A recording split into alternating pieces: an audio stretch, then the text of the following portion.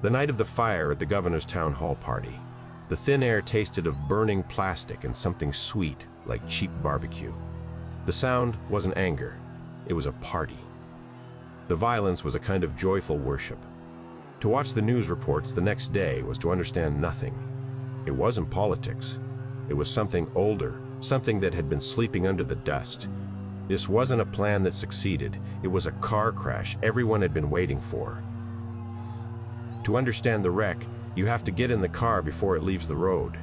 You have to get inside their heads. Whose head will you get inside now?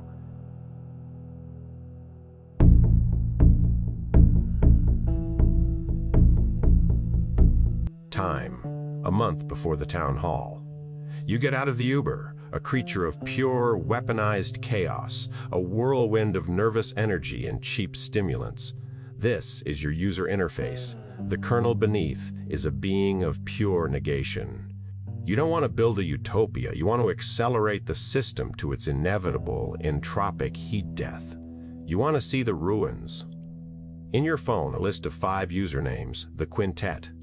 A sad little collection of incels, dropouts, and wannabe revolutionaries.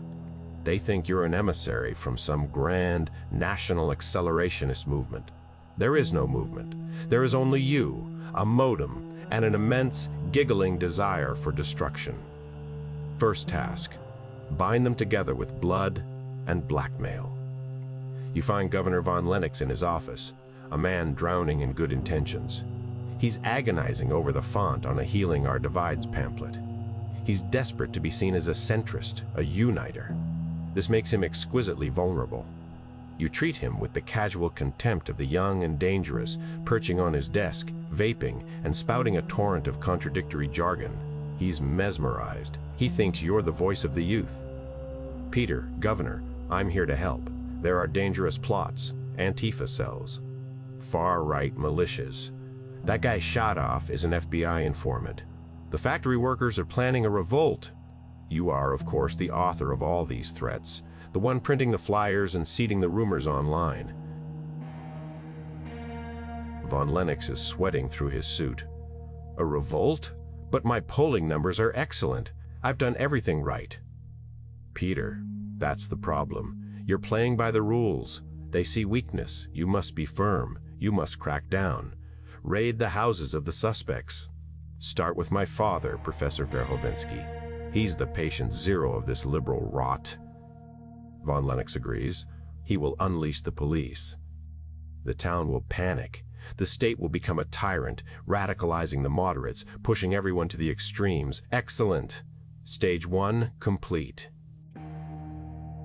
You find the old man in his university office, a museum of obsolete ideas. He is surrounded by books. He quotes but no longer reads, sipping expensive whiskey.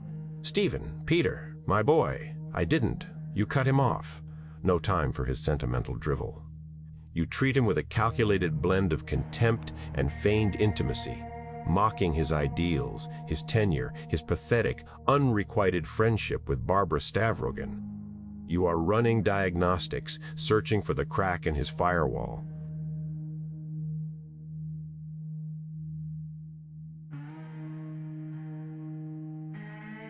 He turns pale.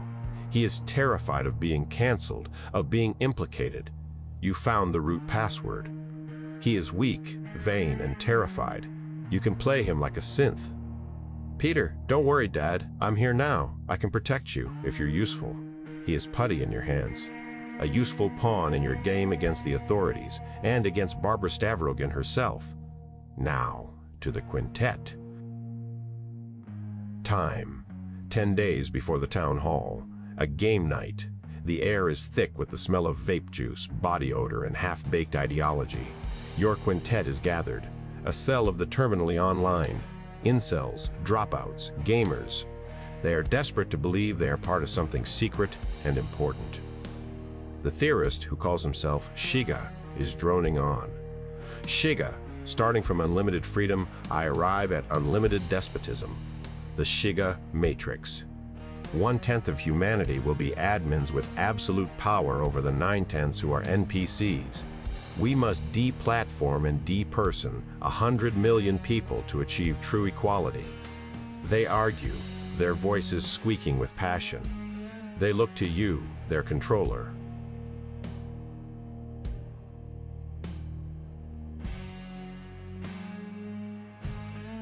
You lean in, your voice a conspiratorial hiss. Shiga is right about the means, but he misses the end. This isn't about systems, it's about a man. A true ruler is coming, the American Caesar, and we are just the axe that clears the forest for him. All this chaos is for Stavrogen.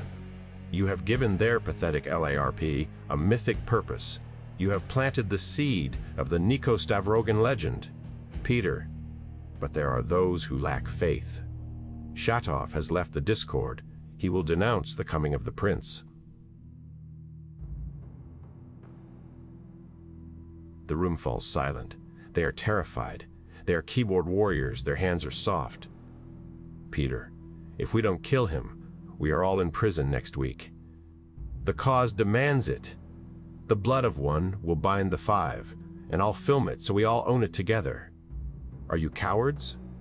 Or are you revolutionaries? Fear works, they agree, but you need a scapegoat.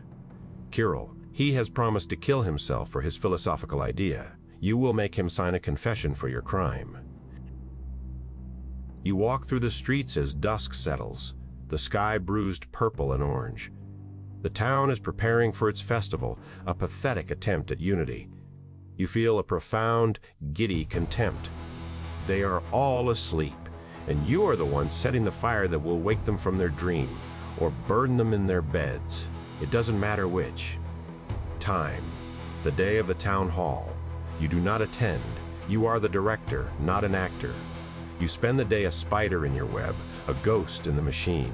You send instructions via encrypted chat.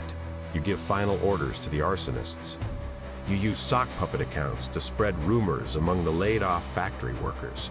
You whisper poison. Everything is in place. The town hall will not be a party. It will be an overture to the apocalypse. The murder of Shatov will be the grand finale. Time, the night after the town hall.